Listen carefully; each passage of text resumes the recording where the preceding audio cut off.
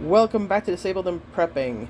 I had some eggs in the refrigerator that I almost forgot about, and after floating them to see if any of them floated so I could get the bad ones out, I was left with all of these. So I hard boiled them, and now I've got the brine getting warm and or boiling, and then I will.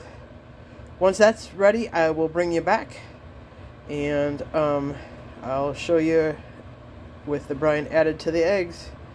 All right, be back in a few minutes. All right, I put the brine in.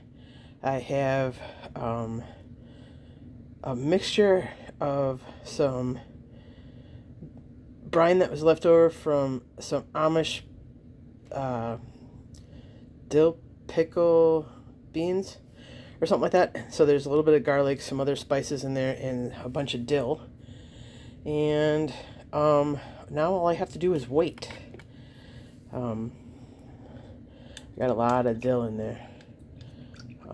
Hopefully it's not too much. This is my first time doing it, so hopefully I kind of put it all on top accidentally. So, but I know it all smells like dill pickles in there, so we should have a good amount in there, and that's fine with me. It's a trial thing. I needed to use up the eggs and hard boil them anyways, and I wanted to use the rest of the Amish dill beans spices. So all right, there is some pickled eggs. Now I just have to wait a few days or so.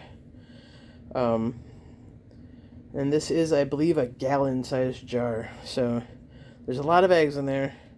All right, everybody, have a wonderful night. May God bless you to overflowing. May He keep each and every one of you safe, and your friends and family too. Bye for now.